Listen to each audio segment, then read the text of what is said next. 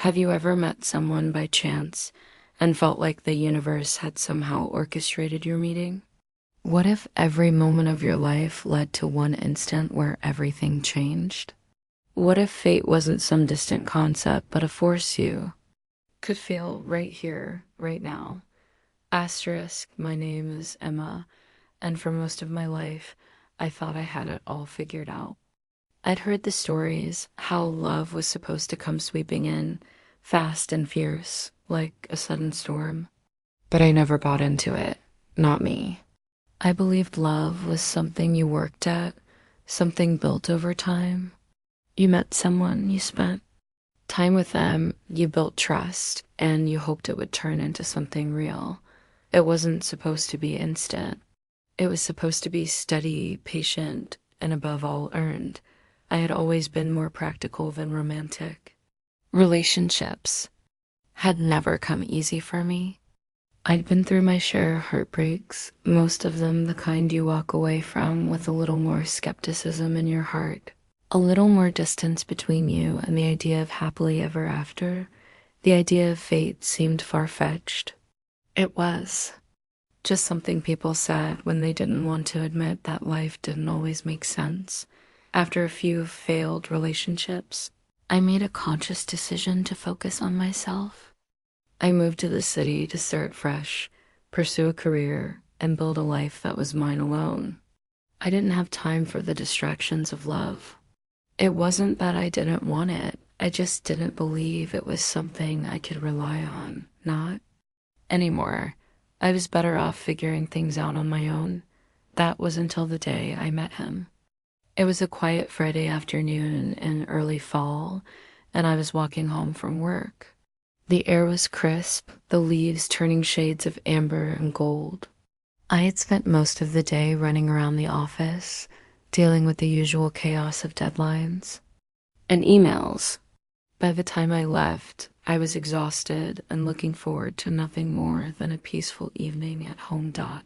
As I walked down the familiar street, I pulled out my phone to check a text, distracted by the screen.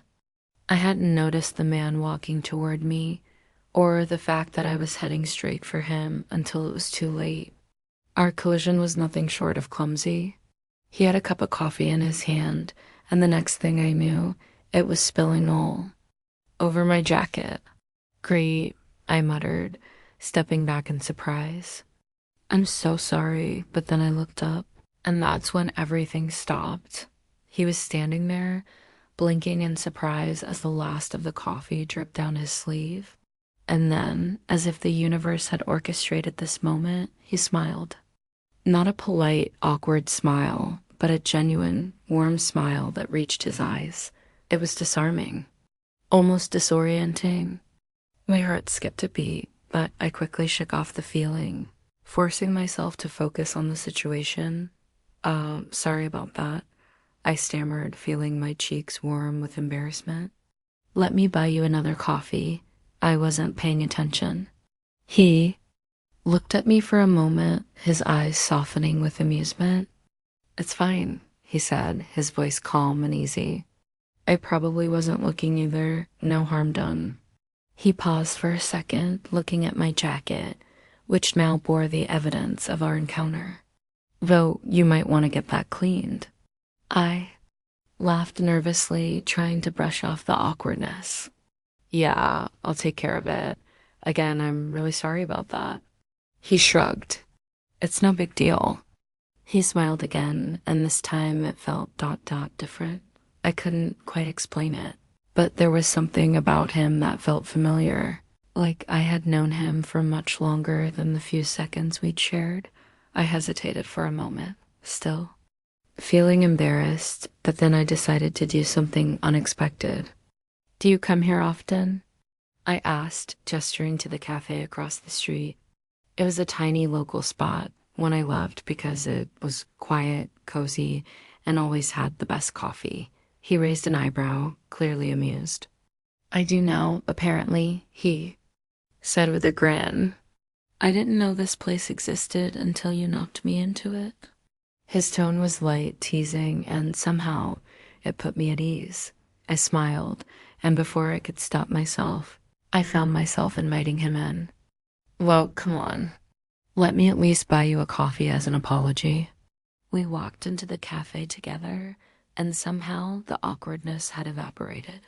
We stood in line, both ordering our drinks, exchanging small talk about the weather and our favorite types of coffee. I found myself laughing at his jokes, feeling that warm, easy connection growing between us. It felt almost effortless, like two people who had known each other for years, rather than just a few minutes as we sat down at a small table by the window. The conversation flowed naturally, as though we were picking up from a conversation that had already been in progress. His name was Jack. He was new to the city, just starting a job at a tech firm, and he had moved here from the coast. He told me about his life, about his family, his love for the ocean, and how he ended up in this city looking for a new adventure. But what surprised me most was how much I found myself opening up to him. I hadn't expected to share anything personal. I didn't even expect to enjoy this conversation, but somehow I did. He listened with genuine interest, and every time he spoke, I felt a little more at ease. It was easy to talk to him too. Easy. The more we talked, the more I realized that I was looking forward to seeing him again. And not just because of our accidental meeting. There was something about Jack, the way he listened, the way he made me feel like I mattered, like I wasn't just another person in a crowd. He made me feel special in a way I hadn't felt in a long time. As we parted ways, I couldn't stop thinking about him. I walked home that evening, replaying our conversation over and over in my mind. The way his eyes lit up when he spoke, the way his smile made me forget about the stressful day I'd had. But a part of me pulled back, afraid of what I was feeling. I had been so guarded for so long, so set on not needing anyone else. I wasn't sure if I was ready to let anyone in. Jack had seemed easy to talk to, but I knew that was just the beginning. I wasn't looking for a relationship. Not now. And yet, something about this moment, the way our paths had crossed, the way we had met by chance left me wondering if maybe, just maybe, this was more than coincidence. In the days following our coffee shop encounter, I couldn't stop thinking about Jack. He had taken up residence in my mind, and I wasn't sure what to do with him. There was something undeniably magnetic about him, his easy laugh, the way he seemed to listen with intent, and the way his presence made the mundane feel exciting.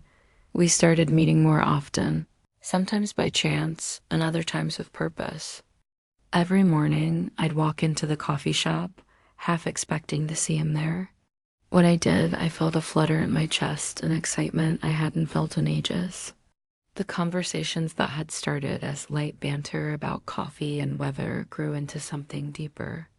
We began talking about our pasts, our lives outside of work, the things that made us who we were. It was as if we had known each other for years, as if our friendship was just waiting to happen. But even then, I couldn't shake the feeling that something more was developing between us. One rainy afternoon, Jack suggested we meet for lunch at a small cafe a few blocks from my apartment. The rain had picked up, and the streets glistened with the reflection of city lights. I didn't have to think twice before agreeing. As we sat at a corner table, sipping our coffee, I couldn't help but feel how comfortable I was around him. There was no pretense, no facade. We were just two people talking about everything and nothing at the same time. So, what made you move to this city? Jack asked, leaning back in his chair, a playful smile tugging at his lips. I mean, you've got this amazing energy. Surely you didn't just leave everything behind for a change of scenery? I paused, considering my answer. I had never really thought about it in those terms. I guess I needed a fresh start, I said quietly, meeting his gaze. I used to live in a small town, and it was comforting, but I felt like I was stuck. Like I wasn't really living. I thought maybe I'd find something new here, something that would help me figure out who I am. I guess I'm still figuring that out. Jack nodded, his expression softening. I get that, he said thoughtfully. I've been running toward new things for the same reason. I moved here to get away from the expectations I had back home, to try something different. But sometimes I feel like I'm just floating, not really sure where I'm going. It was funny how we were both in the same boat, trying to find our way in a new place. He seemed so open, so easy to talk to, and I realized that in a way, I was already starting to trust him. I wasn't used to trusting people that easily, but with him, it felt natural. The more I spoke, the more I realized how much I was sharing, how much I was letting him see of me, but that was where the hesitation crept in. I could feel it, that knot in my chest. Trusting him, opening up to him, it felt good, but it also felt dangerous. Love, for me, had always been an unpredictable force, one that led to pain more often than not. And as much as Jack made me feel like I was safe, like I was understood, I was still scared of what would happen if I let myself fall for him. The fear of getting hurt, of being vulnerable, kept whispering in the back of my mind. Dialogue and inner conflict. Our next conversation shifted from casual chatter to something deeper. After lunch, we walked down the street toward the park, the rain still falling lightly around us, creating a peaceful rhythm. As we neared a bench under a tree, Jack stopped, turning to face me. He said, his voice quiet and thoughtful. I really like spending time with you. You make everything feel ... easier, like I'm not just existing, but actually living. His words caught me off guard, and I felt a warmth spread across my face. I feel the same, I said, surprised at how genuine the words sounded, considering how guarded I had been with everyone else. I'm glad, he replied, looking at me with those deep, soulful eyes. But I also get the feeling you're holding back. Like there's a part of you you're not sharing with me, and I respect that ... But I just want you to know that you can trust me. You can let me in. His words were like a challenge, gentle but firm. A small, vulnerable part of me wanted to trust him, but the rest of me recoiled, afraid that if I opened up too much, it would all crumble. Love wasn't supposed to be easy. Life wasn't supposed to work out this perfectly. I took a deep breath, feeling the weight of the moment. I'm not ready, I said, my voice quieter than I meant it to be. I've been hurt before, Jack, and I don't know if I can trust anyone again. Not like that. Jack's expression softened, and he took a step closer, closing the distance between us. I understand, he said, his voice low and reassuring. You don't have to be ready right now. But I'm here, whenever you're ready. There it was, the offer, his patience, his willingness to wait. And it was the thing that made my heart flutter in ways I couldn't explain. But the fear was still there. What if he left? What if I let him in and he hurt me? The idea of being vulnerable was terrifying, and I didn't know if I was strong enough to open up again. But I didn't push him away. I didn't run. Instead, I nodded, slowly acknowledging the truth. I don't know what's going to happen between us, Jack, but I can't keep holding on to my past. I just need time. He smiled softly, the kind of smile that made me feel like he really understood. Take all the time you need, he said. I'll be here whenever you're ready.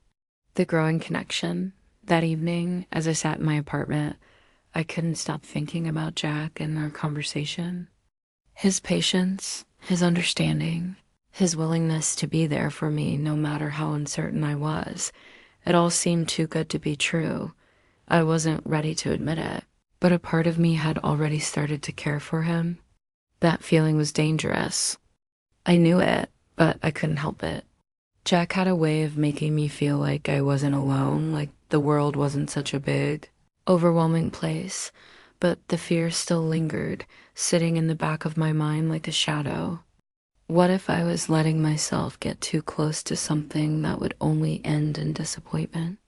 What if this was all just another fleeting moment, a brief connection that would be over before it even began? The uncertainty made my chest tighten, but a small voice inside me whispered, maybe this time is different. Maybe you can trust him. Maybe this is where you're meant to be. And even though I was scared, even though the past was still a weight on my shoulders, I couldn't help but hope that this time the universe really was guiding me to something good. Days turned into weeks, and my feelings for Jack grew stronger with each passing moment. He was patient with me, never pushing me to open up more than I was ready to. But as time went on, I could feel the walls I had so carefully built around. My heart started to crumble. I was scared, no doubt. But there was a part of me that couldn't ignore the quiet voice whispering that maybe, just maybe, I was ready to feel something again.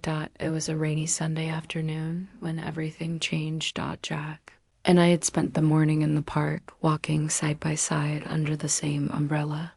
The rain had started out as a light drizzle but had grown steadily heavier, and we had sought shelter in a small cafe along the street. We were sitting by the window, sipping our drinks, and the sound of the rain against the glass created a soft, soothing backdrop. We hadn't spoken much, just enjoying the quiet comfort of each other's presence.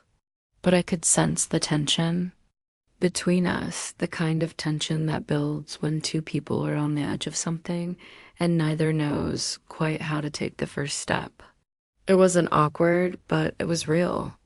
We were both holding something back, something neither of us had said yet. Finally, as the rain continued to fall outside, Jack turned to me with an intensity in his gaze that made my heart skip a beat. "Emma," he said softly, his voice carrying a weight that I hadn't heard before. "There's something I need to tell you." I felt a rush of anticipation and fear. Was this it? Was he about to tell me that he had feelings for me? Or was he going to pull away, as I had always feared? I searched his face, trying to read him, but he looked just as uncertain as I felt. He continued, his voice steady but filled with emotion. "I know we've been taking things slow, and I know you've been cautious with me, rightfully so, but I can't keep pretending that I don't feel something more for you. I've tried to ignore it, tried to hold back, but every day I spend with you, every conversation we have, I realize more and more that I don't want to walk away from this.